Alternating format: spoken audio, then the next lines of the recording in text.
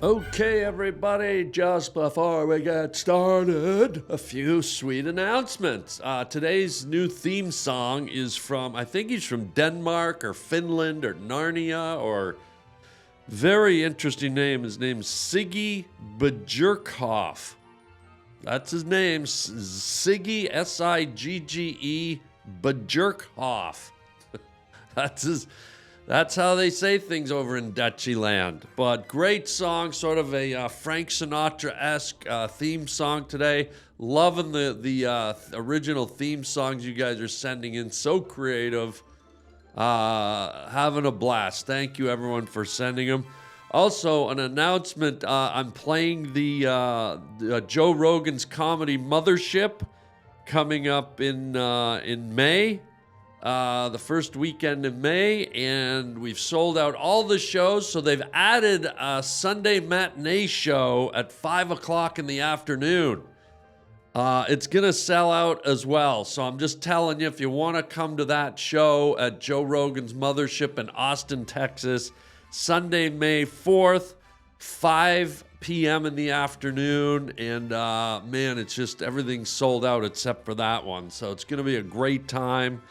And then don't forget, up in Toronto on May 8th and 9th, I'm doing a show at the Royal Theatre in Toronto. We're calling it a Wingman Weekend. We're celebrating my new movie that I wrote and directed called Wingman. On May 8th, we're doing a stand-up show at the Royal Theatre. Me and Jamie Kennedy from the Scream movies. Jamie's also in Wingman. And then on May 9th, we are doing a sneak first screening of the movie Wingman. Nobody's seen it yet, so you'll be the first to see it. And you can get tickets for that at harlandwilliams.com. harlandwilliams.com. Same with the Joe Rogan tickets. harlandwilliams.com. Get your tickets now. But please, tickets are limited for the screening, so get on there and get yours reserved today before they're all sold out. Thank you, everyone, for being here. Don't forget to subscribe to the podcast. It helps when you guys hit that subscribe button. And also check out harlandwilliams.com for all my other stand-up comedy dates. I'm most likely coming to a city or town near you. So that's it. Let's kick back and enjoy this week's episode with Christopher Titus. He beat my mom up, crushed her orbital bone. She went upstairs, got his gun, came down and shot him 3 times. Not many guys can say their mother's a murderer.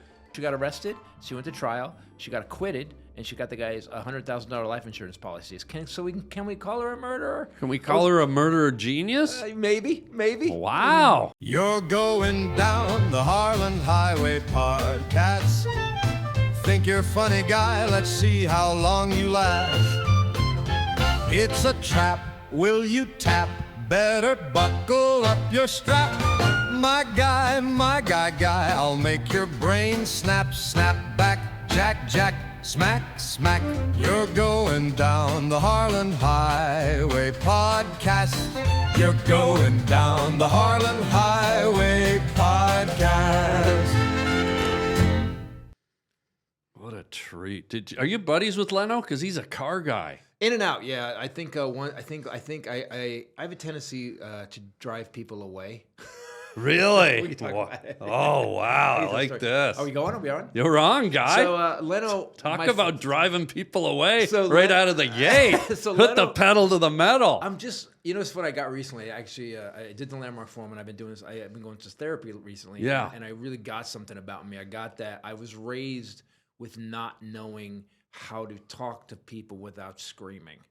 Like, wow. I was I right. love it. My dad was like, "You're a loser. You're candy ass. You're panty waist." And so that's how I would, in meetings, "You're a loser." And so it didn't, and that I made it as far as it did stunning. So Leno, one time, I knew Leno. He was cool. We hung out a little, and I did the Tonight Show. And then my divorce happened, and we were I was in Monterey looking at cars. Yeah. And then I guess, "How's it going?" And I just unloaded on him about my divorce, how bad it was. Whoa. And I remember, and Leno's not that guy. Leno just kind of this look on it, this blank look on his face. And I'm like, and at one point I realized I've said way too much. Yeah. I've said way too much. And ever since then, Jason's like, "Yeah, how's it going, Chris? Good to see you. Yeah, nice to see you." Yeah.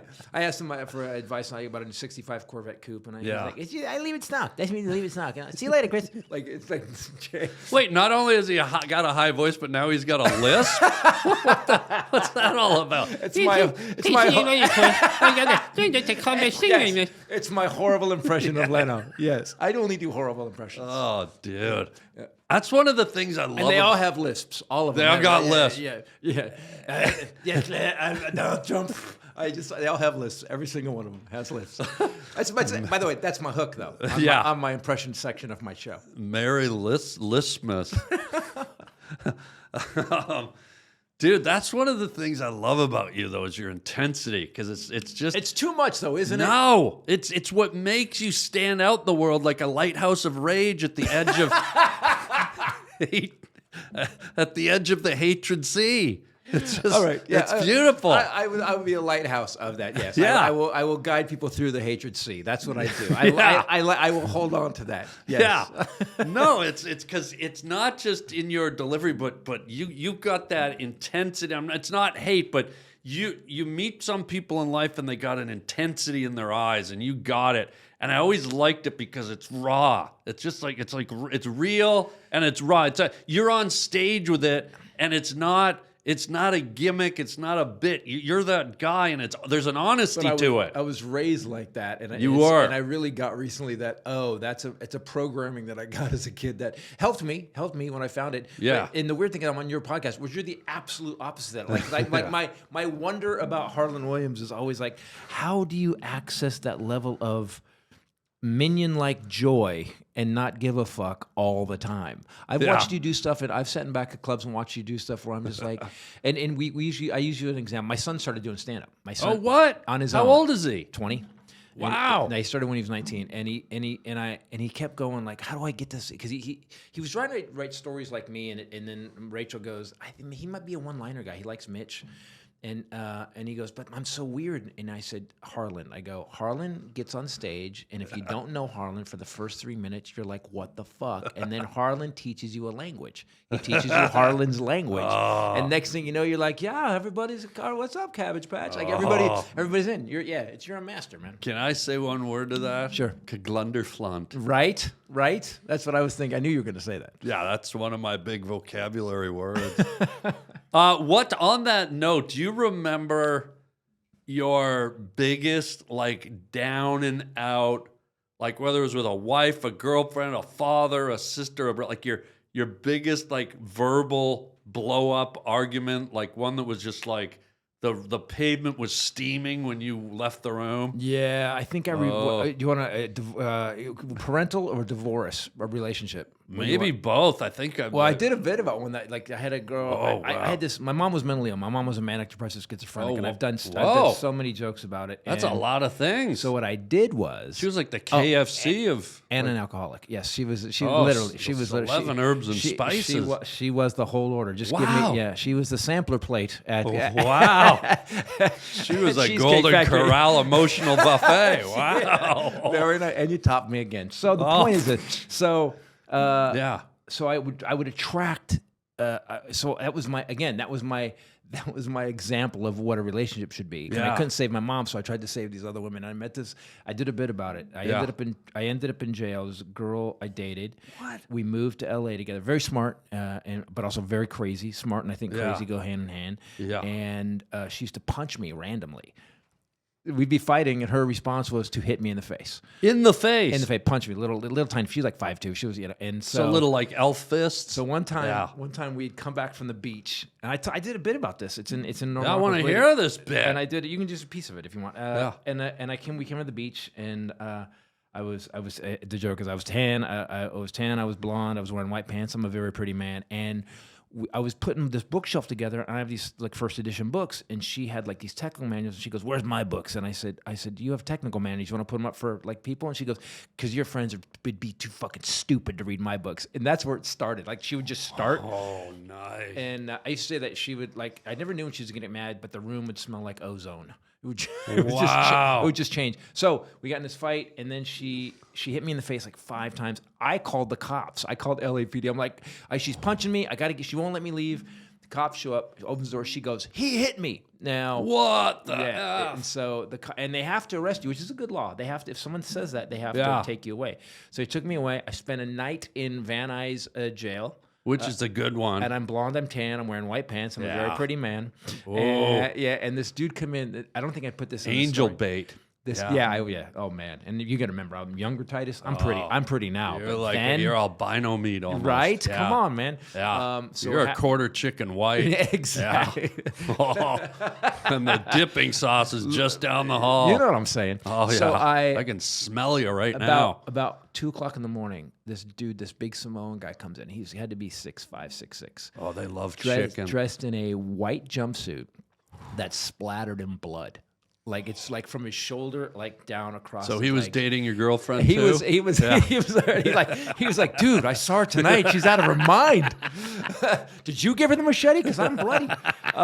So what happens is that he sits down, and this guy's jovial. This was the fucked up part. Is like I'm not this guy. I'm a suburban kid, you know. Yeah. My family was kind of dark, but I raised in the suburbs. Yeah. And this guy comes in, he goes, "Hey man, how's it going?" And I'm like, if he's splattered in blood. He wasn't evil. Aren't Samoans always sort of jolly? Yeah, but to be splattered in blood and be jolly. And Was like, it that's- human blood or that's- pig blood? Because they love that you know, there's a rotating lot of pig on the beach. and a lot of sacrifice. In Yeah. that, Could have been wild boar. whatever it was. I'll tell you what happened. Yeah. I actually know it was human blood because of Okay. what happened the next morning. Oh God. So, This is like Murder She you Wrote asked for it. episode. You said, "Give me the Give worst me story." give it, keep it. This is like Forensic But Files the live. person I'm seeing in therapy, I told some dark stories about my life, and at one point, when you make a therapist go, "Jesus," that's a bad thing. When the therapist gets up and turns the cross upside down on the The wall. therapist wanted to go to therapy. A therapist got me to become a therapist. So, When the therapist calls in Constantine. You're like, I'm going to take a break. Yeah. Talk to this guy.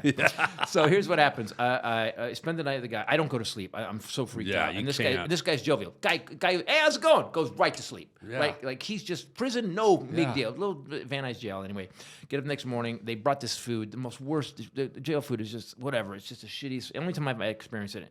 And it smelled like shit. And I said, "Do you want this burrito, man?" It was like a breakfast burrito. And he goes, "Yeah, hell yeah."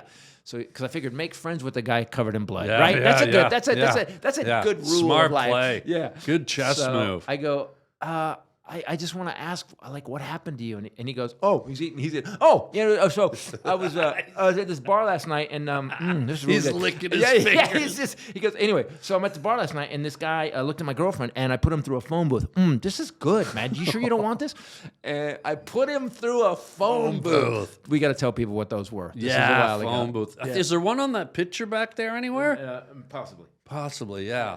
A phone booth is a small Doctor Who. rectangular booth Covered in that glass. has a phone in it. Right. Yeah. And turns out if you throw people hard enough, you can put them through it. Yeah. And so Holy shit. yeah. So then the cops come up at the Yeah. end of the day, and about an hour later, and they go, "Hey, Titus, you're out." And I was like, and they're mad, they're pissed off, and I'm like, Who's pissed off? The cops were mad that they were letting me go, which is weird. And I go, okay, Yeah. okay.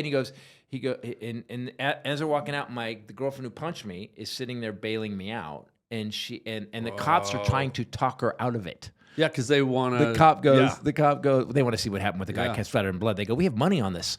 There's going to be a cell fight with this guy, with the Yeah, Samoan yeah. guy and Titus. I want to see Yeah, how this goes." yeah, And she goes, "No, I'm taking it." We get in the car, and she goes, because she hit me, and she goes, "Yeah, I just want you to know we're going to go home. We're going to work this out." And I said, "No, we're not." And I were at a stoplight, and I got out. I just got out of the car and shut the door. And walked away? That was it. Yeah. How far were you from your house? Well, I lived with her, so I had to go back and get my stuff. And at one point, she called me. This is how these psychos used to. She goes, Whoa. She goes, "You know, I bought you that suit you have. You owe me $1,000." And guess what? I paid her. That's how scared I was. of her. Christopher. Yeah. So you asked for the worst story. That's just the worst relationship story. Well, wait a minute. Before we segue to the next one. No, I don't want to do another one. I do. But I just want to be clear. You took a stance. She punched you 5 times. Right. She kept on. Yeah. You got out of the car. Yep. And said, F you. We're done. And then went home and rang your own doorbell and she let you in. No, I went home. I went back. Went to my dad's. I had to get my stuff out. I had to get my stuff. I got my stuff out of the house in one car. I loaded it all in a car, and I drove. That day I left and drove back to Northern California. Okay, everybody, it's springtime. It's time to get out of your hole, get out of hibernation. You're not a bear, you're a human. Get out and start living, doing stuff, gardening, cartwheeling, flying kites, all the things that you do in spring.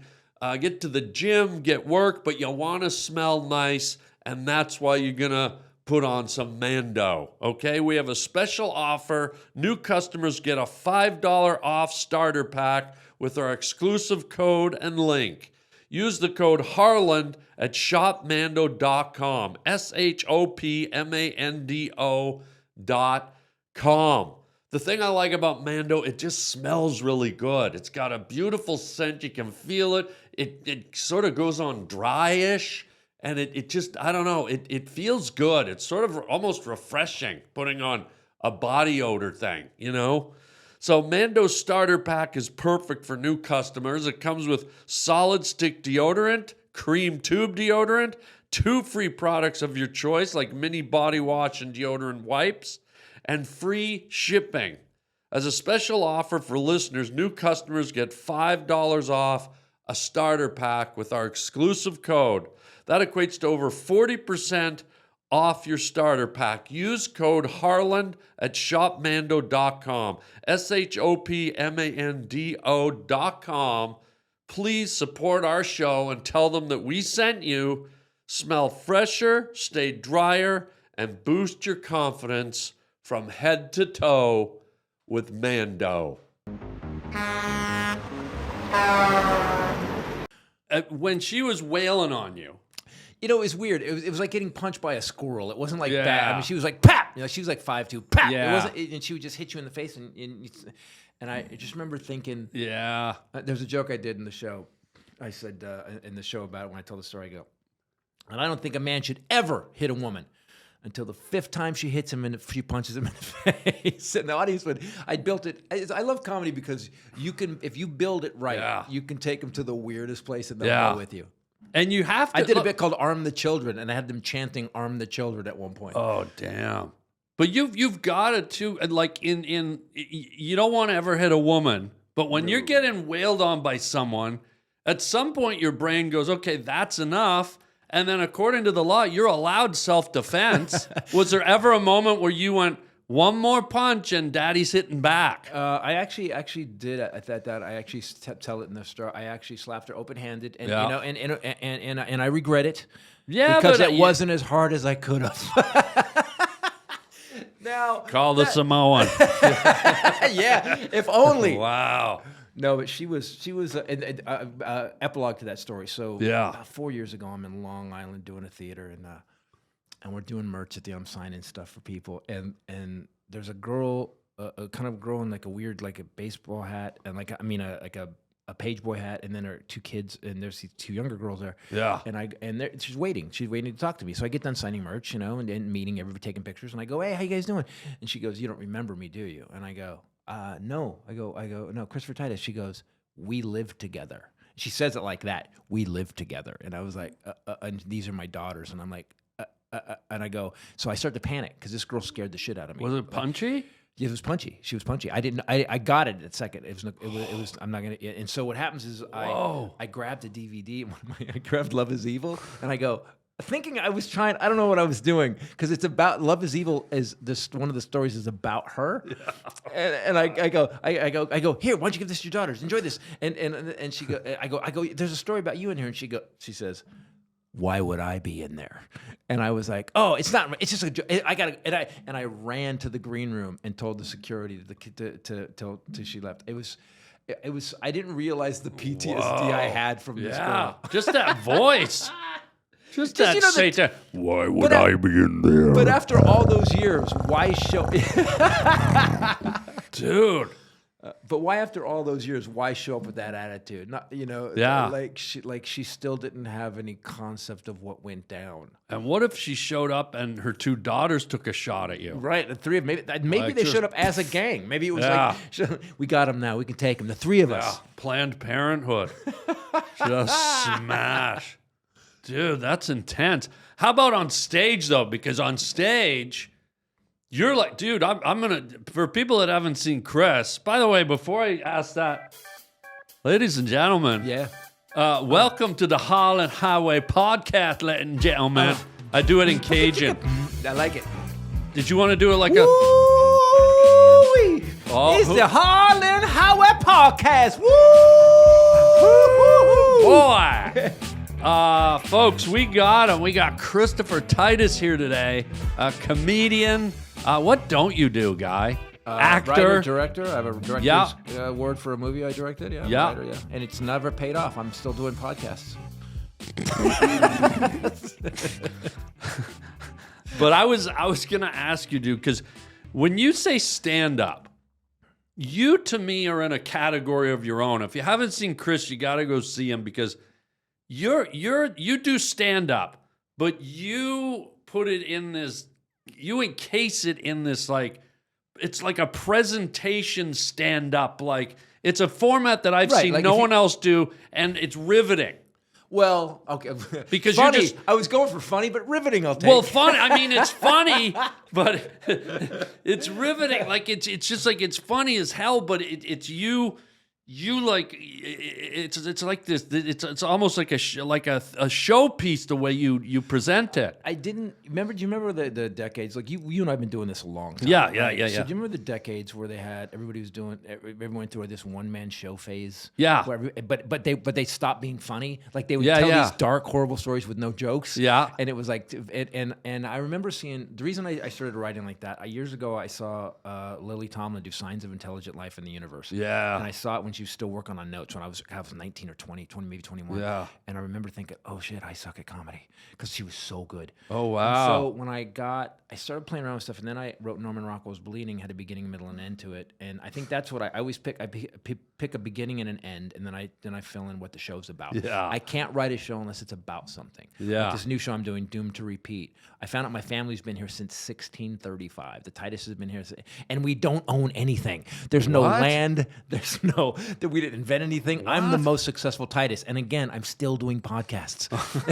We've been here 400 years What? and nothing. And you're doing it's all led to the Harland Highway. Yeah, I Oh, also found God. out we didn't own any slaves, which is great. You didn't own no, any? No, but I thought about it. It was a good thing. No, the Tituses didn't own any slaves. Well, you didn't have any money. How could exactly. you? That's what I'm saying. We probably wanted to. Yeah, you but just couldn't. We were like, oh Yeah. man, the Stonewall Jacksons are making us stupid. We got to get some slaves, and we Yeah. can't afford them. Well, let's pitch can't. in and get one. No. And then we probably couldn't. Not for you. No, we'd Not have to for the get, Tituses. Have to get like maybe a little person with one arm and a limp. Yeah. And then we don't have any work to do because we didn't own anything, so we just basically bought a guy to hang out with. Wow, gimp. Like gimp. Imagine instead of slaves, you just had gimp. We would have had, we'd have been the first family to get our slaves repoed. Yeah, right. So I found that. So I start from the. So I was trying to with what we just did with this last election. I didn't think he was going to win. I really didn't. I wrote the show. The Trumpster. Yeah. Will you even say his name? I just I call him Sweet Potato Hitler. I call him Agent Orange. I call him whatever. I just don't. But you won't say his name. I'll say Trump. Yeah, I don't give a shit. Okay, Trump, okay. yeah. I didn't know because some people are so passionately like forget it, but I won't say it 3 times because then he appears. But he just I started writing the show and it was about. can I challenge you on that to close your eyes and say it 3 times? Man, I'm really. Doesn't that frighten all of us a little bit? Should we do it together? Ready? Say it 3 times. Trump. Trump. Ah! Wow, that's his actual head size too. That's like that. That's still smaller than Stacy Keach's head for my TV show. Oh yeah, I gotta ask you about that. But yeah. So keep going. So I wrote the show about it. Yeah. About it was a weird way. Once I did a DNA test, which is I think is the dumbest thing in the world. No one should do a DNA test. Why? Because what are you doing it for? Haven't we learned anything from these dystopian movies where some government takes your DNA and to figure out who the good human beings are and who's the Yeah. who are why now they know you killed that drifter in 07. Why would you give your You're DNA? right. I won't do it. No. Like what? And who? But I did. So, Wait, you did the Ancestry.com thing or something? Yeah, I did it, and now. Oh, you're regretting it. And we found out that well, what if there's other things too. What if you find out your family has weird genetic diseases you don't want to know about? You know, like earlobe cancer or testicle mold, right? And then you gotta say thanks, Grandpa. That's why he smelled like grilled cheese. Dude, you're preaching to the choir. I Right. did Ancestry.com too. Yep. They make you spit in the thing for your Yeah. DNA. Yeah. I had no Got a idea. swab. Turns out I'm the Hillside Strangler. Again, Yeah. really? Some of us knew that. Yeah. You know why? You know it took so long to get you is because Why? you're so good-natured. Yeah. I'm a happy-go-lucky serial killer. Strangler. Yeah. Happy-go-lucky strangler. Yeah. I'd say strangle because I want to hear you laughing. So what'd you find out when you did it? I found out we've been here 400 years. My 10th great grandfather Robert Titus was the head of the first family to get kicked out of the Massachusetts colony. That tracks. Like from the times that Titus showed up, we had to deal with the bouncer, literally. Yeah, and, right. And so I wrote this show. Yeah. I'm not gonna do the jokes for you, but because I think that would be bad taste on your podcast. But I wrote this show kind of based about like I'm a real American, like I'm really like before other Americans were here. And, and I end with this bit on immigration, and the last bit on immigration is about we're all immigrants, and I've been here longer than my family's been here longer than almost anybody's, and we're still immigrants. From where? From England. Actually, Silas Titus was actually was friends with King Charles II and was actually in the court. What? And then Robert Titus obviously he's like, I'm going to America, F this. Yeah. It wasn't America yet, but yeah. 1635. Wow, dude. Yeah, so it's really crazy. So the last line of the show. Wow, that's amazing. The last line of the show is I talk about immigration and people who hate immigrants, and I say if you hate immigrants and you think that because you were here first that you get to change the rules, well, as someone whose family's been here since 1635, which means my family was here first, may I say, get the fuck out of my country. Yeah. Good night, everybody. And you know, I did it in North Dakota. When I wrote it, I thought, I'm going to get my ass kicked. This bit's going to get my ass kicked. Yeah. And by the way, I know I'm writing well when I write a bit that this might get my ass kicked. Yeah. When I wrote Arm the Children, I thought, this is going to get my ass kicked. And I wrote this bit, and I did it in North Dakota, and they went nuts. I got a standing ovation. I think everybody's tired of it. So when you say I write for something, I have to write. I can't just write a bunch of bits. I have to write to something. Yeah, and that helps. That's what I mean when I watch your show. It's a journey. Like it's not just bit, and then you switch to another topic. You take it on a ride. And I sort of, when I've watched you do it, I just get a little bit mesmerized, which is what I think is like really cool about you. It's I've seen so many guys. We both have. Your style is just so refreshing and unique. So if you ever get a chance to see Chris, you got to go. If you guys want to watch them, I put for COVID. We were all screwed in COVID. I put them all up. I'm on my 11th 90-minute special. So they're all up except for the new one, which is on my website. But if you go to Christopher Titus TV, I put them all up in perpetuity. I own them. I'm a big fan of Prince. Yeah. So and I own my own stuff. So I. Even the people that bought them, I said, no, I get it, the rights revert back to me. So if you go to Christopher Titus TV on YouTube, you can watch them. That's nice of you to say. By the way, I respect you so much. Oh, my God. So as you say about me that way, your freedom on stage to do the craziest shit I've ever seen, I envy so much, man. Thank you, brother. In fact, you inspired years ago when I went before I changed, because I was a shitty comic that just did. You ever notice when you go to the store and buy stuff? You know, my shower has 2 settings, Arctic and lava. I was that guy. Yeah. And then I wrote Norman Rockwell's Bleeding, and as basically a challenge for my manager. And then I changed everything. And I remember one night watching you at the Improv, just be you. And I got inspired. So we had a showcase like 2 weeks later. And in the middle of the showcase, it wasn't going like I wanted. So instead of going inside, I went, what would Harland do? And I went crazy. And I walked into the middle of the Improv. I stood on a chair. Wow. And I started screaming my act. And it did not go better. I will say this. It did not go better. Yeah. But I felt phenomenal. Do you ever just feel like that where you're so free that you're like, you don't care? Like, that's what I get from watching you sometimes. It's like, you don't care how they're reacting. Well, I'll tell you this, Chris. Like sometimes I'll be in a full room and I'm bombing.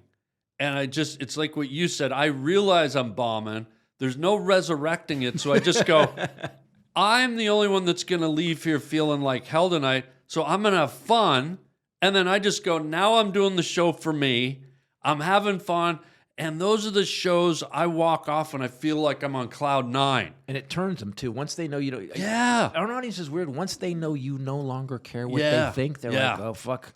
And I wrote a joke about it. Sometimes when they won't go with me, a second show Friday, I go, listen, guys, you can stand on the curb or get on the bus. but I'm leaving. Yeah. I love that. And that's kind of how I feel. And so my son started doing stand-up. He's 20. He's doing okay. I just took him up to Eugene. There's a club in Eugene called Olson's. It's a great little club in Eugene, Oregon. You should do it. What's it called? I think I did it. I just did it in January. Isn't it great? It's really cool. Yeah. And it's just in the middle of Eugene, Oregon. It's in a parking lot in a little build, like a flat little building. And I looked at the list, and you were on it, and Kyle Kinane was on. I'm like, oh, I'm just proud to be on this list. Yeah, you ever look at someone's calendar and go, oh, I'm proud to be on this. And what's cool is the guy who owns it is a comic, so he kind of handpicks who he wants there. Yeah. So I'm honored that we were on it. It's like I feel kind of special that he has his favorites. Yeah. So my son got to do it, and one that he's still in that thing where he's still like he's almost 2 years in, and he's got about 12, 15 minutes, and it's good. He's got some good jokes,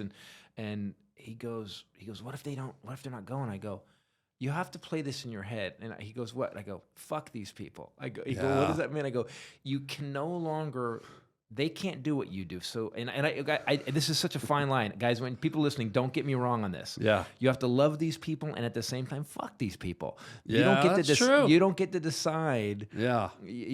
I'm not going to change it up because you came to see me. This is what I do. This is what I do. And you have that too, right? You got to bring them into your world. If someone comes and sees you and goes, well, he's kind of weird, you go, you're an idiot then. Tidy, he's kind of intense. Yeah. Then you shouldn't have come to this show. This is the wrong show. Or just the fact that they said that should tell them that, hey, there's something different here. Right. Exactly. Like if they go, this guy's intense, they should go, oh, wow, this guy's intense. Yeah. Like that should trigger something where they go, this is going to be different. Yeah. I was at... back in the day, me and you used to do spots a lot at the Laugh Factory in Hollywood. Yep.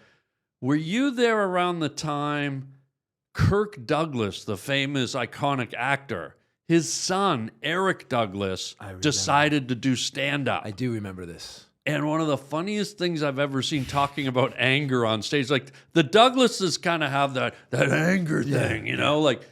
And so Eric would go up, and no one liked the guy. He was a little bit nutty, right?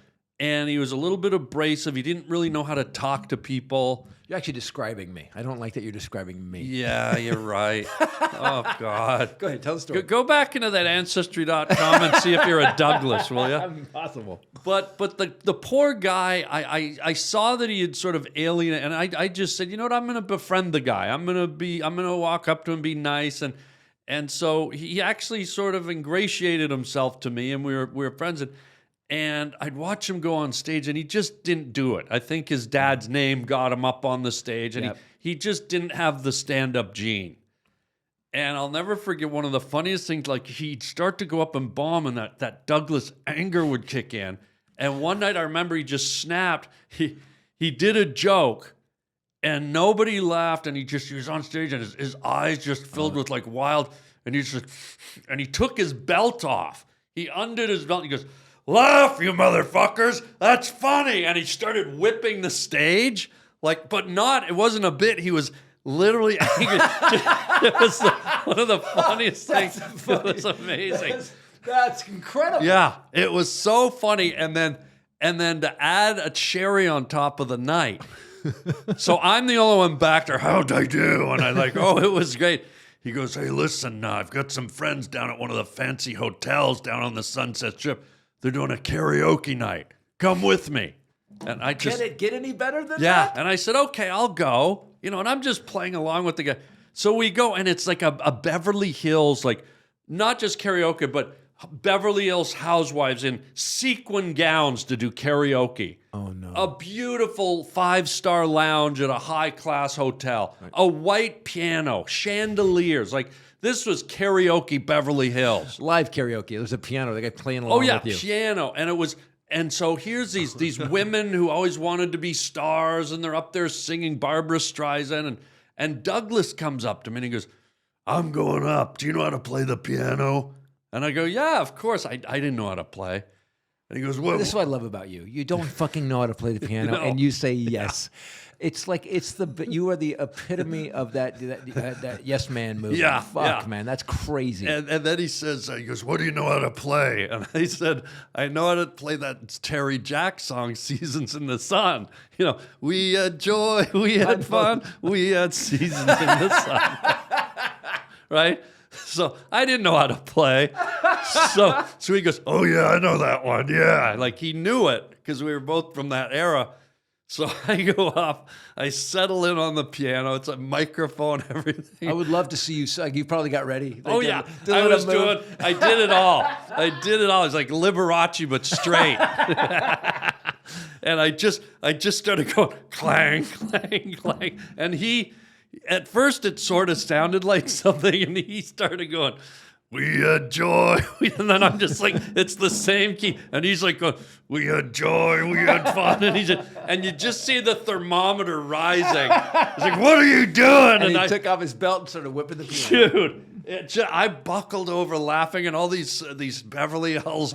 It was one of the funnest nights of my life just to see him rage. And he never did stand up again. I know. And then he died a little bit after that. Remember, this is what I remember. Yeah. Stand up is such a weird thing. Like, so my wife took on stand up. She used to run clubs. Then she started giving me jokes whenever. And then when you say the stand up gene, like my son, like when he said he wanted to do stand up. Yeah.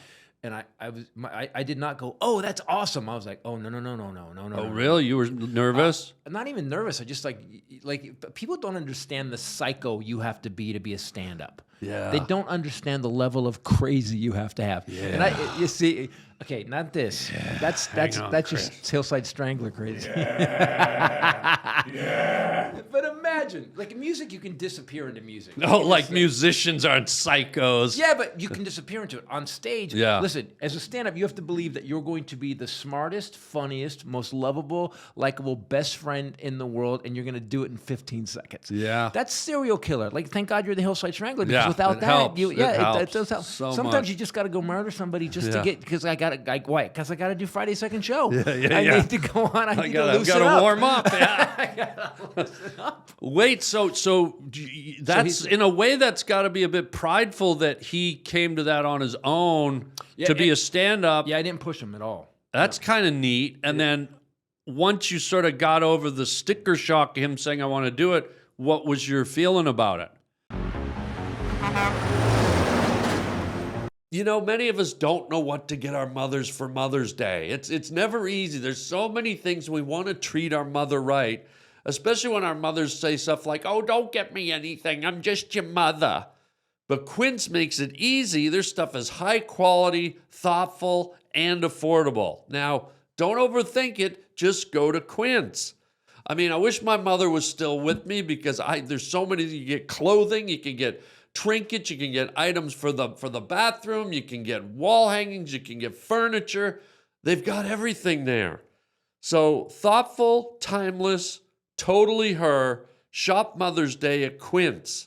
Go to quince.com/Harland for free shipping on your order and 365-day returns. That's QUINCE.com/Harland to get free shipping and 365-day returns. Quince.com/Harland. Come on, gang. Treat your mother sweet and nice this Mother's Day. Quince her up real good. Well, he it's funny. He's 20 now, so he listens, which is weird to be a father and have your son listen about stand up. And it's funny. He didn't watch me in my shit.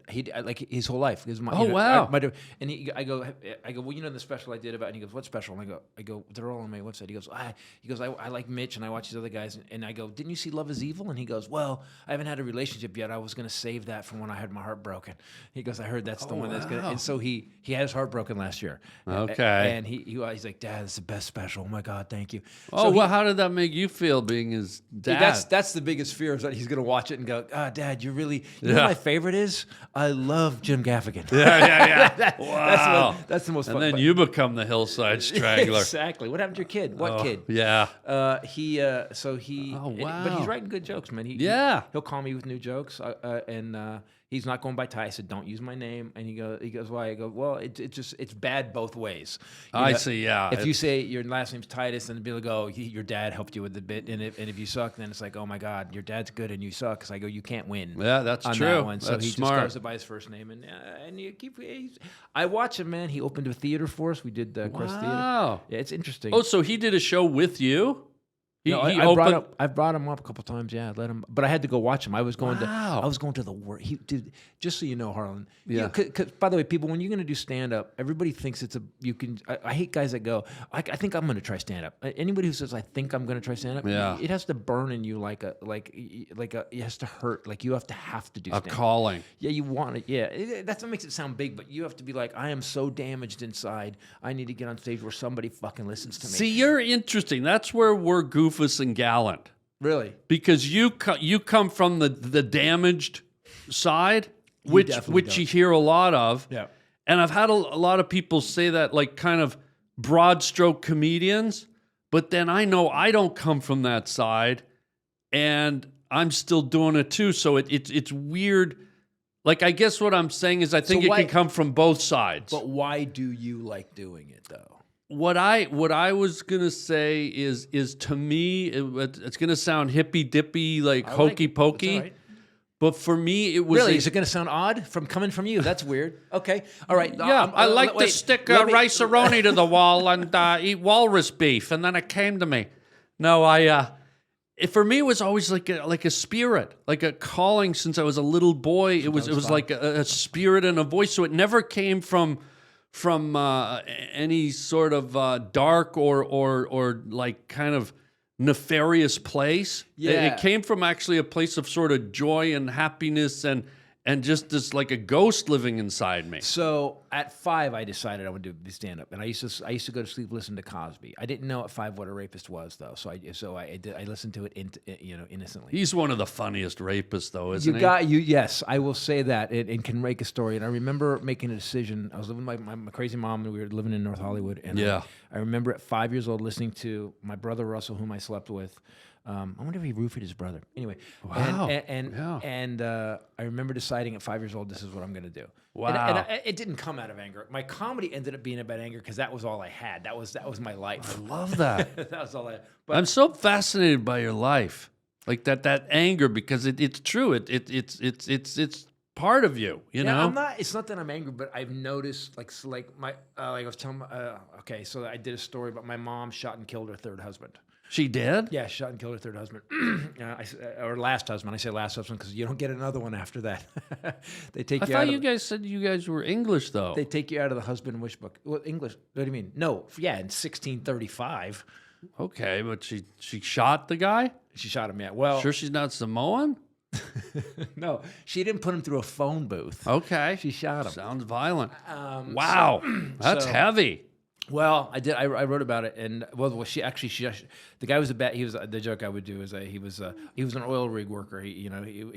Whatever town my mom would move to, she would move into a town, and she'd always attract the alpha loser of that town. Wow. This guy was half O.J. Simpson and half O.J. Simpson. He was a bad guy, and so she put this is the story my sister told me. My sister Kirsten was there. She put the turkey on the table at 4:15 on Thanksgiving. He thought it should have hit the table at 4. He beat my mom up, crushed her orbital bone. She went upstairs, got his gun, came down and shot him 3 times. And I looked it up. Wait, sorry. He threw the turkey across the room. She countered with a boiling pot of potatoes, which it's in the domestic violence desk reference. That is the right response. Wow. Then he beat her up, and she went upstairs, got his gun, came down and shot him 3 times. And my sister Kirsten told me, because she was there, she said, as he was dying, Kirsten said, we should call an ambulance. And my mom said, no, wait. She stood there and waited till he died. Wow. Yeah. I do a very funny bit about it in one of my specials. Wow. Not even OJ brought boiled potatoes into the murdering. Well, I mean, Thanksgiving, that's the day you have the big family brawl and shooting, I think. And so I didn't live with her at that time. This was your mother. That was my mom, yeah. My mom, yeah. And she. Not many guys can say their mother's a murderer. Does Well, that feel good? Well, let's talk about it. So she that's got kind of nice. She got arrested. She went to trial. She got acquitted, and she got the guy's $100,000 life insurance policies. Can we call her a murderer? Can we call her a murderer genius? Maybe. Wow. Manslaughter-ish. Yeah, Maybe. woman slaughter-ish nowadays. Nowadays, you can't. Right? Person slaughter. Person It was slaughter. person slaughter-ish. But that's, I mean, not to make a light of it, but guy, I did a special. I told the story in a special. That's the problem with like my comedy. You say it goes through this like, isn't it? Someone always go, how do you write about that? If you can lead them down the right, our job is to lead them down a weird road, or at least what I do. Yeah. Lead them down a dark road that they're okay with, and then I never leave them there. I never leave them there. You know. I'm just fascinated that, because some kids could say they have a soccer mom or their mom's a receptionist, but tell the kids at school your mom's a murderer. She had a 185 IQ. She tested at 185. Is that good? That's really good. That's like genius level. But she was also manic depressive schizophrenic. So she was.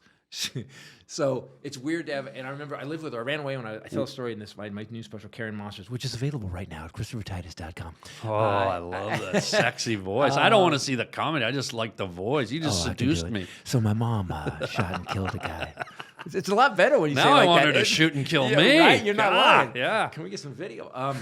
So I tell a story about I ran away when I was 12. So my life's pretty extreme. Like I didn't just run away. Most kids grab they get a hobo stick and a sandwich and they take a Hot Wheel and they go walk down the street and then they turn around and come home. What'd you get? I got up that day. I had my $20. It was first day of 8th grade. I went to the bus stop. All the kids got on the bus. Bus driver goes, "You getting on?" And I was like, "Nope." And he just like drove away. He's like, "Rrrt." I walked a mile to the freeway on ramp and I started hitchhiking. And I got picked up by this flaming gay guy in it. I'll never forget this man. In an orange Chevy Chevette with flowered seat covers. And this guy. Oh yeah, you got to be gay to drive that. No, I'm just saying. Like I was a little kid, and I was 12. I'd never forget. And he goes. He goes. Well, there's a fetus on the freeway. What are you doing here? And I get in the car with him, and I go. He goes. What are you doing? And I go. Well, my mom and dad don't get along. I always hitchhike to the airport. I'm the 12-year-old lying. It's obvious. I'm the shittiest liar ever. We pull out on the freeway, and he says, "Yeah, he can't go." And he goes. First of all, I want you to know you're lying. You're full of shit, and sorry for swearing. He goes, but so here's what's going to happen next. I am going to either, you're going to tell me what's really happening, or I'm going to get off this exit and we're going to a police station. Do you understand? And I was like, and I'm busted. This kid totally busted me. Wow. And I was like, yeah, how come, you get told in your life, don't hitchhike, you're going to get murdered and raped, and I get this guy? Yeah. I get Mother Teresa, Freddie Mercury. That's who picks me up? Yeah, what the hell? So you were like prime for the plucking, and this guy. I told him what happened. This guy drove me. I told him my dad did the night before. My dad, my mom. It's a much longer story, but what had happened? I told him what happened the night before. He drove me all the way to San Jose Airport, stayed with me till I got on a plane to go live with my mom, and I lived with my mom from the time I was. This is in the news. I tell the whole story in the new special. It's a really funny story, actually. And then I flew down and I lived with my mom for 2 years. Because my dad, I didn't know my mom. She was just crazy. My dad's like, the crazy bitch. Like it. Well, a murderer. Yeah, Let's not say crazy. Let's say murder. Let's say, let's not demean her with crazy. This is pre-murder. She's a murderer. She had it in her. At this point, she'd stabbed two people. That's what I'm saying. Just in a thing. Let's not call her crazy, please. Can we stick with? All right, she's earned murderer. All right. Yeah, now, but at that time she was just an assaulter. At that time, an assaulter. Yeah, at that point, the murdering came later. The murdering came later. By the way, before you even can we call your next special "Fetus on the Freeway"? That's the best line I've ever. Fetus on the freeway. The guy was so. And my dad was such a tough dude. And it was like, and this guy was the opposite of everything my dad was. Well, what I'm amazed is he sounds like he didn't perv on you, but B, why would did you even know what a gay guy was at that age? Gay people aren't perv. No, but I'm talking about the picking someone up hitchhiking. You often get they pick people up to do nefarious things. Here's what a good guy this guy was. He saw a little kid, he saw a 12-year-old on the freeway on-ramp hitchhiking. He was like, what the fuck is this? And picked me up to why are you hitchhiking? Like the first question he asked me was, why are you out here? Oh, my mom and dad. I remember trying to deepen my voice. And I probably sounded... Here we go. Sound like Elmo on helium. I probably said, Hey, my mom and dad, you know. Yeah. It was just probably horrible. And Sound like a fetus on the and freeway. he drove me all the way to the airport, stayed with me. He bought Wow. he bought me a book on Evel Knievel, like because I was waiting, because I loved Evel Knievel. You look a bit like him, But he by was the like, way. well, he was like my dad. My dad, you know, my dad, you know. I met him once. So my dad jumped women. You met Evel I Knievel? met Evil, and I watched him jump 13 Mack trucks. Come on, you're Yep. lying. I wasn't. When? No. When? So when I How was, old were you? we'll go right back to your story, but you wanna- need this. oh, You're yeah, jacked. Evil Like Knievel, you want yeah. to hear the Knievel story. You're not lying. This is for you, He's a hero. Do you remember the movie with George Hamilton? dude. It's one of the best movies ever. Dude, Yeah. dude, Right? dude. Dude. I'm this close to killing your mother. Shut up and let me tell the story. My dad, when I was a youngin', my dad, not to sound snooty, but my dad had a plane. Oh my. And he liked to fly around. And one time he took me up and we flew down from Toronto, landed in Detroit. We land in Detroit and I look over and there's a Lear jet. And on the side of the Lear jet, it says Evel Knievel, and there's a mural of him doing a catwalk tail. I know the on plane. his bike. And I go, Dad, and my dad pulls up right beside it. We get out, freaking Evel Knievel walks down. There's no one else around because we're on an airfield, You're an active. You're on a private air. We're on a private airstrip. Yes, yes, exactly. exactly, Mr. Howell. And I said, "Can I go over?" And I go over, and he's wearing the white thing, the white bell bottoms. He And even wore it on the plane. That's awesome. he I had love it that. on. He had it on. I remember. It was unbelievable. I was just like, oh, it was like seeing. Right. Because like you, I loved it. Yeah, loved him. I mean, he was a true daredevil in a time when people didn't do what he did. American hero. Yeah, and so this guy walks down. I walk up and I go, Mr. Knievel, can I have you? What was the Elmo voice? Mr. Knievel, what's the freeway fetus voice? Mr. Knievel, can I have your autograph, please? And the guy, That's a weird voice coming out of you. yeah, that's not right. But the guy, he whips out, I guess he's so used to, he whips out this pad, and it's these little rectangle photos of him jumping. Right. Rips it out, writes Evel Knievel across it, gives it to me, and I'm just like, holy shit. I go home, I hang it on my wall by my bedroom where I had no curtains. Right. In about 3 months, it was bleached, and you could hardly see his signature anymore. I thought, oh, well, his signature's right there. All I got to do is write over it with a pen.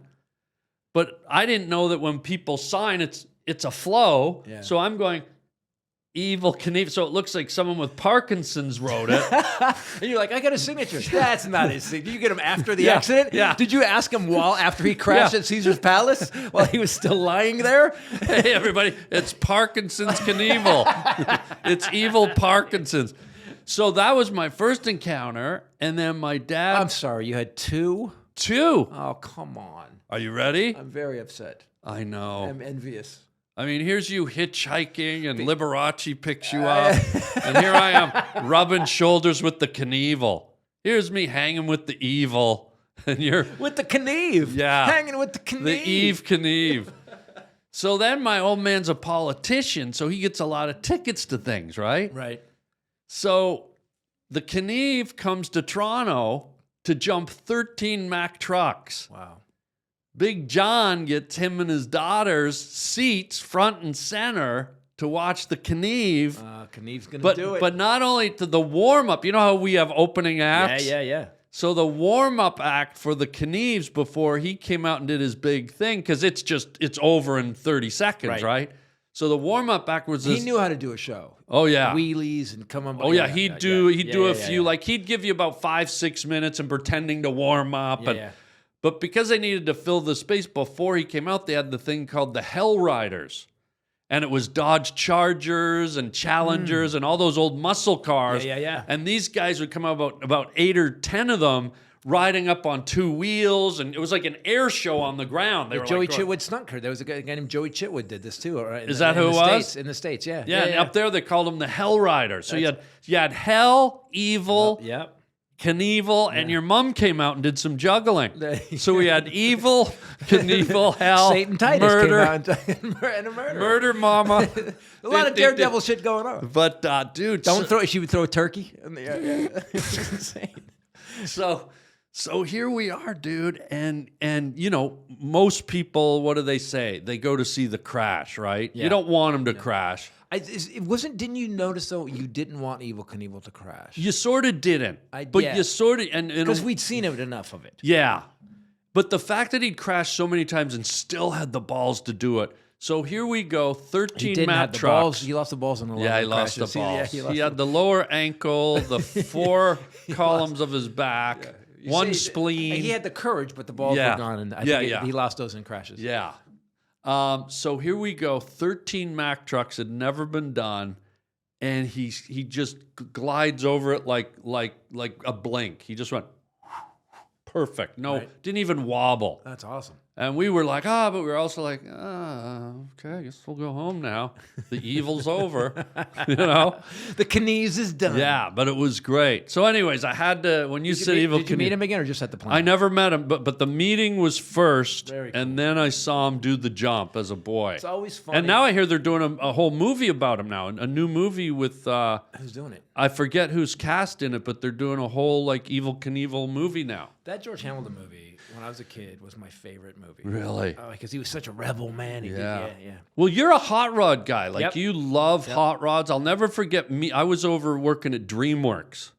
And do you remember that day I was working over there and you came over to do a pitch meeting Yep. and I met you in the garage and you pulled in. For a movie they kind of did, which is really, I came with a whole pitch for an animated God. film, and they kind of did it. Jeez. Yeah, it's all right. Yeah. Yeah, it's all right. Welcome to Hollywood. Yeah.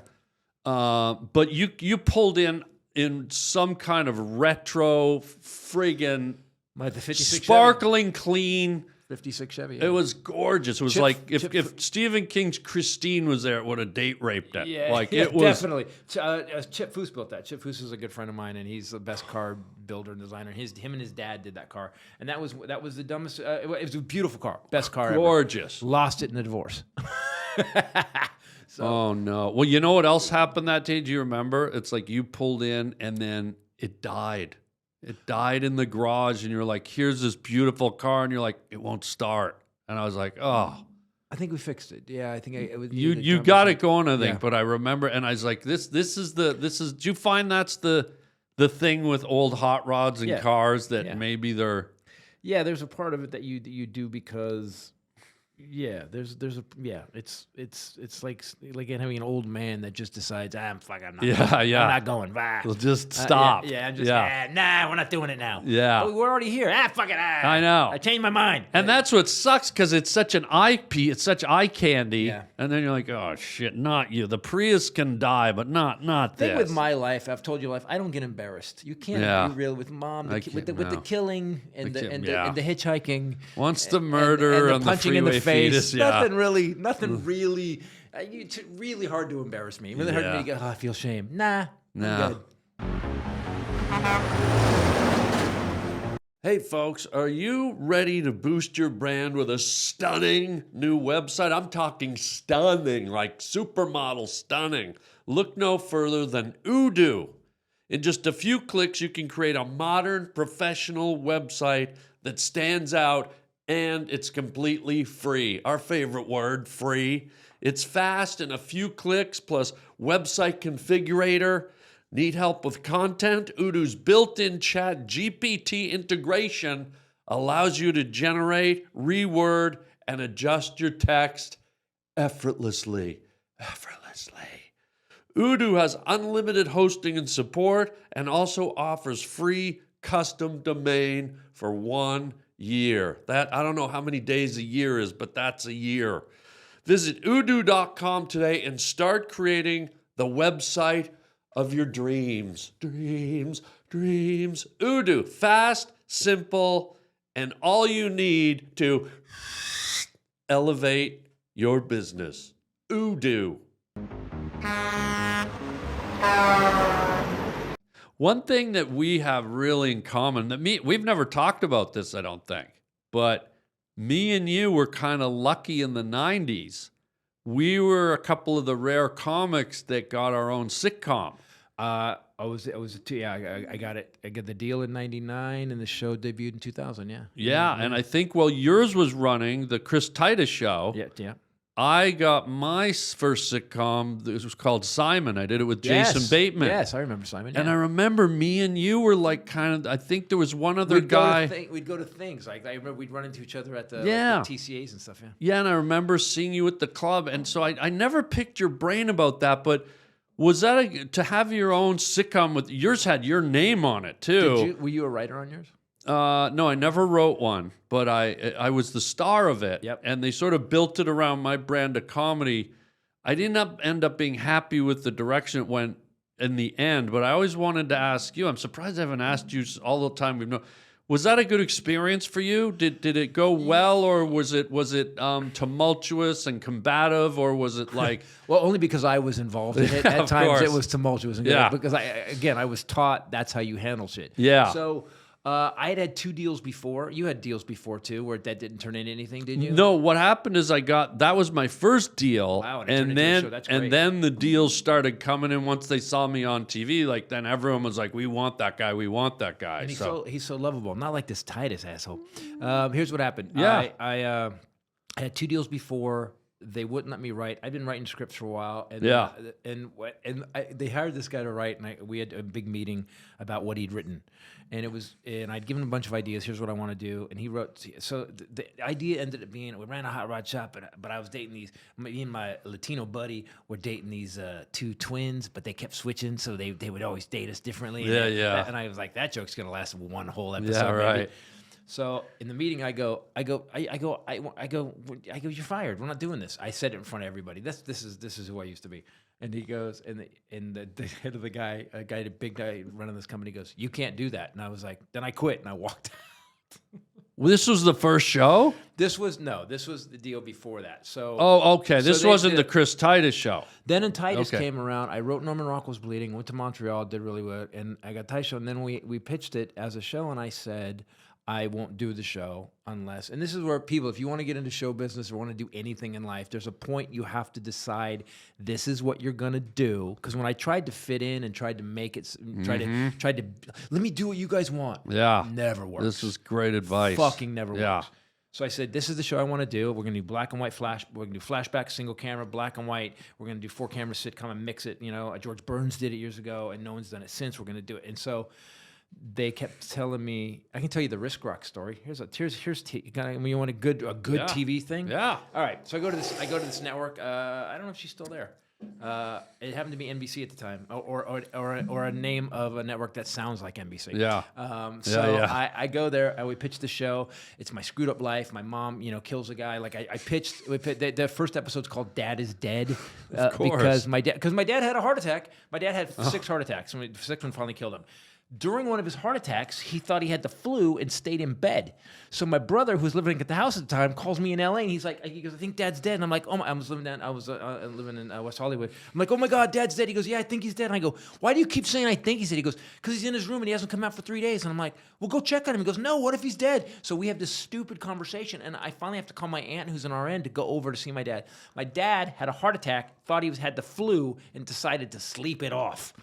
He tried to sleep off a heart attack. Slept off a heart So attack. because of that real story, I had this idea for the episode of Dad is Dead, where basically we spend the whole episode trying to go into the room and we can't. Yeah. And then in the last 5 seconds, Stacy Keach comes out. And I wanted to build a character like Archie Bunker, where that when he came out, we had built him up so much that you were like, oh shit, this guy's gonna kill somebody. Yeah. So I pitched that to this meeting at this network that sounds like NBC. NBC, yeah. It's not NBC. It sounds like No, NBC. sounds like it, Sounds yeah. just like it. Yeah. So, and I pitched the whole story out, and she goes, and the woman goes, "That's amazing. That's great. We." And I go, "It's a little edgy. You guys sure with the different film styles?" And they go, "You know what?" And she goes to her desk, and on her desk, that show there was a place in the mall people called the Successories, where you could buy like inspirational pictures. Yeah. And it was she had this rock on her desk, and she slams the rock down at the coffee table in front of me in this meeting room, and it says Risk on it. And she goes, that's what we're about at NBC. And I'm like, hell yeah. My manager and I walk out. I'm like, holy crap. He's like, dude, I've never had a meeting like that. We got a deal. 2 days later, we get a call. She goes, we pitched it to the people and they said it's too edgy for us. And here's me. I call my manager and I go, God damn it. I go, you tell her to send me that wrist rock. I'm going to put it in a box and I'm going to return it to the store. And he's like, you need to calm the fuck down. That's who I used to be. Wow. So we go to Fox and we pitch it. And we pitch it the 20th. And Mindy Schulteis and Michael Howell, great people. And we pitch it out and they go, are you sure this will work? I go, I guarantee you we will be laugh out loud funny. And I go, but if you don't want to do it, okay. Huh. And I said, but thank you guys for having us here. I love pitching the show and thank you. Got up to walk out. My manager goes, I've never seen anybody go, if you want to do it or not, okay, no big deal. And walk out. Got a call the next day, and they gave us these great writers, Jack Kenny and Brian Hargrove, and they went and watched Norman Rockwell. I had filmed it. I took the last $8,500 I had. Wow. And I had done the Hudson Theater on Tuesdays and Wednesdays. I couldn't even afford like a weekend. Yeah. I was doing Tuesdays and Wednesdays for like 4 Homeless weeks. people in the audience. Dude, it really was. Yeah. So The janitor. Yeah, the janitor. He You're was our sound guy. hilarious. I couldn't afford a sound guy, so he was like, "Phil, can you get on this?" Yeah. And the knob, just slide the knob up. So we did it, and someone from Fox came and saw it, and we had 16 people in the audience, and that's how I got the meeting. And they called these guys, Jack Kenny and Brian Hargrove, in, and they had watched the tape we did of the show, and it made this is what I love when people are really good, they do the work. They had done a yellow legal pad all the way through of made notes of every story of what to do. And then I pitched them Dad is Dead, and they said, wow, so the head father character is not around? And I said, last 5 seconds. He's in the last 5 seconds, and that's it. And they said, all right, let's talk about that. They wrote a script, wouldn't let me write. They said they wrote a script, and I didn't. I said, no, this is not what I want to do. And they said, all right, you write a script then. And I wrote a pilot. Yeah. And I gave it to them, and they called me and they go, we need to come to our house in a couple days. They read my pilot. They went to Fox and they said, we have rarely worked with a writer like this. He needs to be an executive producer on the show with us. They did it, and they came and told me, and then we took the 2 scripts and made the pilot. And the pilot to this day, it debuted with a 20 share, still one of the best debuts Fox ever had. Wow. Yeah, and I fucked it up later by having the attitude that I have. I've told this story before. Oh, wow. Yeah, I just got tired, man. I was writing on the show. I was acting on the show. When you're doing all of it, and then they go, here, you gotta go do Politically Incorrect with Bill Maher. You're gonna go to Tonight Show. We need you to write something with the TSAs. And I remember being very tired. Yeah, and it's a lot, man. Like, I don't see you ever be snippy. Do you ever get snippy? Very, very rarely. Yeah. I very rarely am not snippy. I know. That's what I love. That's what I love. We are a cop show. We are a really good cop show. We would be a good cop show. Was it cool working with a actor like Stacy Keach, because he was sort of like a bona fide, like, they were sort of grooming him to be sort of Brando-esque in terms of his acting chops. I mean, the stuff he'd been up for, the stuff he'd done. Yeah, he was not even grooming. He was. He was a real true actor. Yeah. He is we did 2 episodes, guys. If you guys are Christopher Titus TV guys, we did 2 episodes over COVID where I got the whole cast together because they never let me wrap the show up. Wow. Because I'd pissed off the network president. So, we had 3 presidents in 3 years. Everybody came in and tried to change the show, and I was like, nope, that's not happening. Because that's the bad part of me. And so I got Stacy and the whole crew together, and I wrote a script. It ended up being 2 episodes, and we did the finale. If you guys go to Christopher Titus TV, amazing. You can see the finale. And because I have a studio in North Hollywood. Yeah, I've been there. We filmed the whole thing there, and we built sets, and it looks just like the show. It's pretty crazy. That's amazing. Yeah, man. Good for you, man. Yeah. Just one more big question about Stacy Keach. Yeah. When you work with a dude, okay, so Robert Hawkins, you know Robert Hawkins, comic from years ago? I don't think so. So I used to bring comics in. I brought Jim Hope and I brought guys on the show. Yeah. Because I wanted comics on the show, and they go, we need writers. I go, they are fucking writers. They have to pay, they have to eat. They have to literally write a joke so good that they know they can pay their rent. Yeah. These other guys are writing whatever they think, and they have a contract. These guys have to, so I bring these guys in. Yeah. Robert Hawkins wrote the best joke for the show. Here's how good Keach was. Keach pissed me off because he would make the setups funny. Wow. So the episodes, I painted his car. I owned a hot rod shop. I painted his car, and he got busted by the cops. It's based on a true story. My father, I painted my dad's car, custom painted it. This is based on a true story. Yeah. He got arrested for drunk driving. Of course. Spent the night in jail, didn't call anybody, came home. 2 days later, he didn't know this, but they were doing one of those. It was like Memorial Day or something. Hey, if you're out there driving, they were doing a news thing. If you're out there driving on the road right now, man, be careful because there's checkpoints all over. Well, my dad's car, the news guys used because it was so cool. I painted it so cool. Yeah. They wanted to use it as the background. So you're watching my dad on the news, touching his nose, doing the fucking, and it's like, so my dad thinks he gets away with it. Doesn't tell anybody. Spends the night in jail, comes home, doesn't tell anybody. Yeah. 2 days later, neighbor comes over and goes, "What's up, Hollywood?" And he goes, "What? Yeah, we saw you on TV 2 nights ago." God. So we named the episode "What's Up, Hollywood." So That's hilarious. so we set up that thing. I painted my dad's truck. He gets busted for drunk driving. He's yelling at me in my shop. He goes, "This car got me busted for drunk driving." I go, "No, maybe you got that." The line is, "Maybe you got busted for drunk driving because you were driving drunk." And he goes, "No, me driving this car, I'm like a black guy driving a powdered donut," and the audience. And it was so weird. We're in the studio. Even in sitcoms where the audience laughed, then they thought it's racist. Then they went, "No, it's not racist. It's against cops." And cops did, and it was just and we stood there. There's an outtake of it where the laugh is so big we have to cut. Wow! I laugh so big, and I'm standing there. I got an eye, and Stacy, and we're just staring at each other, waiting for the goddamn people to stop laughing. Oh, it's the and best. I just threw my hands up and walked off. That's the best. Yeah, Keach was. To this day, we called him the cutter because he would come in, cut out some hard laughs, and walk off the stage. He was badass. Yeah. Wasn't it great working with really seasoned, deep cut professional actors like Keach and Zach Ward was great in it. David Chatra, Cynthia Watros, professionals. Yeah. When you get with those real, like, that's what they do. They're actors. They're not doing They're just like, I did an episode of Vegas with James Caan. Oh, come on, man! Yeah, and I got to do a movie over my career. I did a movie with Dustin Hoffman. I did one with Richard Dreyfuss. I've been able to act across from some great actors. And my point I was going to make is, I came in here feeling good about myself, and no longer. Thank you. No.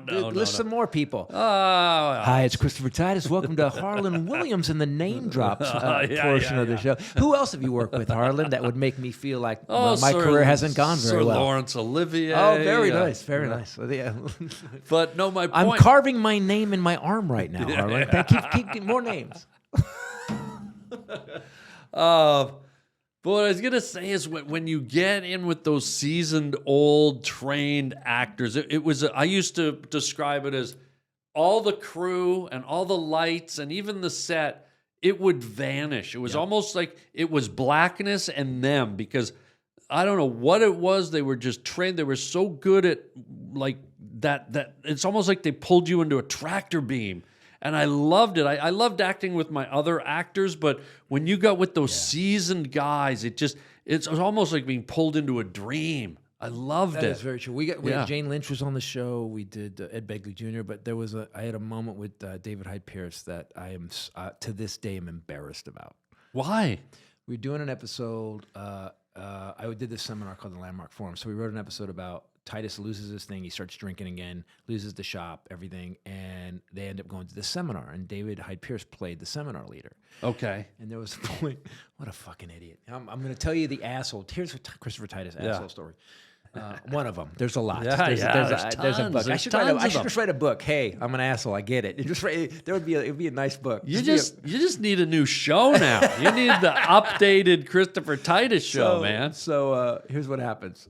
He's doing something in this thing, and I go and I take David Hyde Pierce aside. At this point, he has like his Emmys are holding up his couch. He's using Emmys as the legs to his couch, and he goes, and I go, Dave, what if you could do it this way? And he goes, yeah, I don't see it that way. I like to do it this way. He's very polite. He's super nice. Okay. And I go, well, you know what I'm thinking of? And I start going, I go, I have a little bit more on this one. And he goes, you know what? I think he's so polite. He's so nice.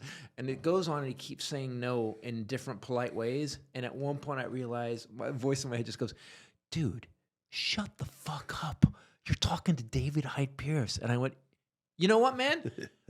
You're right. I'm sorry. I can't. And I walked away. Oh, wow.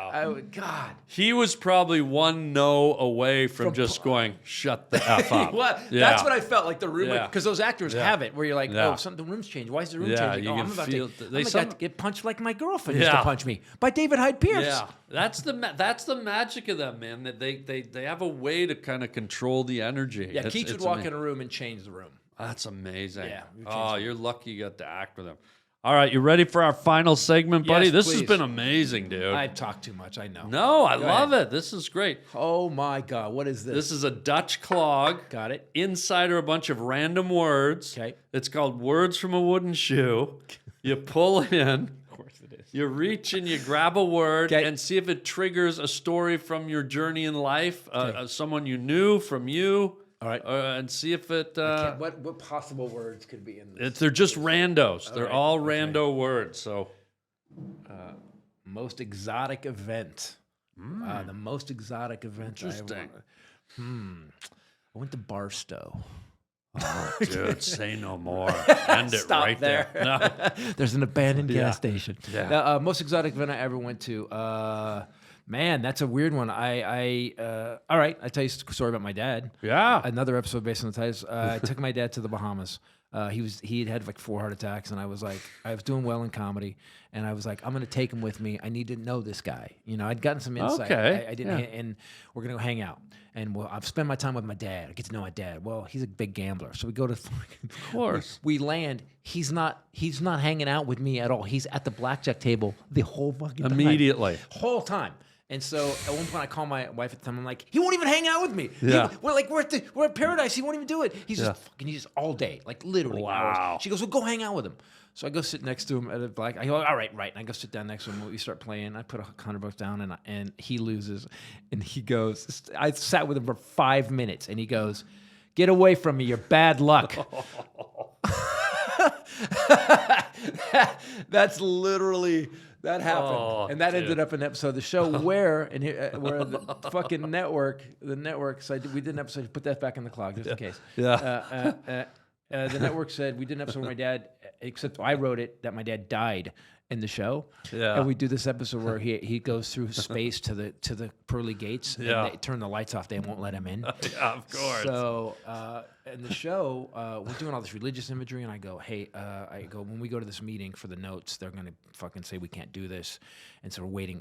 All the writers are in there waiting for the network to go. Yeah. You guys can't do this. And the head of the studio goes, the guy who's our current guy goes, you're in the Bahamas, right? And we go, yeah. And we're waiting for they're gonna drop the hammer. We're gonna have to rewrite this whole Yeah. episode. He goes, Cynthia's gonna be wearing a bikini, right? Yeah. And we go, yeah. And he goes, okay, do me a favor. Make sure you send the bikini in our office, over to my office. I want to make sure we see if it's big enough. And I was like, what about him going to heaven and them shutting the doors of heaven to me? They were like, yeah, that's fine. Yeah. Just But he wanted Cynthia's bikini in his office. I've got to verify those things, bro. Yeah. But that's show business. You're Yeah. like, Oh, you yeah. think it's just being a bunch of creative people sitting around. No, Nah, it not at all. all comes down to the bikini every time. Yep. Last question. When Is you're- it really? Or there's going to be more? There's going to be more. No, this is Even it. I'm tired of hearing me talk. Go ahead. No, but when your dad said, "Get the hell away from me," Fucking funny. you're bad luck. Like it was. Did he swear or was No, it just? it was funny because I already had this insight into him. My dad, whatever. My dad was like, that's just who he was. you know? Yeah. It wasn't. He didn't hate me. He just hated. Yeah, So, yeah. So I was his son, and he came to the Bahamas with me. So when he said that, I burst out laughing. I ended up playing with this family over there, and we just had a blast. We tore our dealer up, but it was really funny. But when he said that, Did you ever bond with him, or was that Yeah, the tone of the whole but- trip?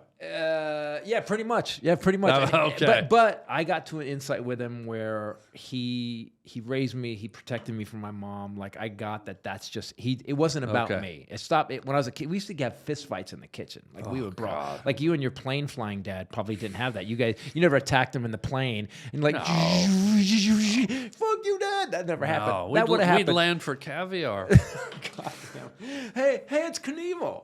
Knieves. Evil, come on over.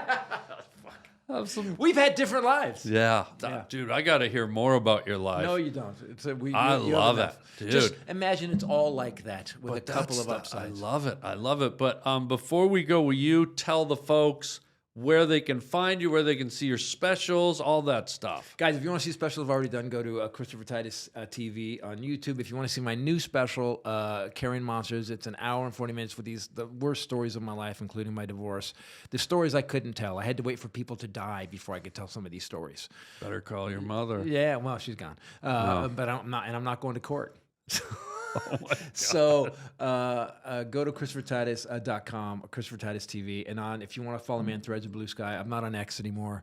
Okay. I just dumped. I had so many followers, but I was like, I couldn't anymore. Tell them about your podcast too. Oh, the Christopher Titus podcast. Yeah. If you want to keep up, you want to laugh about what's going on in the political realm. That's why I've avoided politics. Oh, I don't mind. Yeah. Okay, I didn't know. Yeah, no, go you to can talk about anything. Go here. to it's the Armageddon update. Go to it's Christopher Titus TV. The Armageddon update's there, and it's getting really. I mean, we're getting good. Good. How many people you got to listen to this thing right 12. now? Oh God, Yeah. I'm at 11, so it's all right.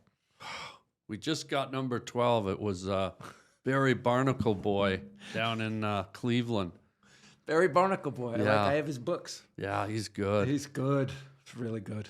Yeah, and if you want to come back, there's nothing, no holds bars. We can talk politics next time. Okay, Yeah. because I definitely have an opinion. I know. You have that's what I love about you. That's what I was saying at the beginning. You have an opinion about everything. It's not just a show, it's a show. So, folks, Christopher Titus, my guy. Thanks, guys. So good to see you, buddy. Dude, this is such an honor to This be on was, this. Thank you, man. it's an honor having you. Folks, that's it for the Harland Highway today. If you're out there hitchhiking, don't be freeway fetuses. Get in a car and drive. And until next time, chicken chow mein, baby. Hey, everybody, how would you like your very own personal video message from me, yours truly? It's your birthday, it's your anniversary, it's your graduation, or you just want me to make you laugh? You get to pick the topic you want me to discuss, give me some talking points, and off we go. You can get it for yourself or get it for a friend. It's super easy and fun. Just go to the Cameo app on your phone or to cameo.com. And I record a custom video made just for you or your loved one. Your very own personalized Harland.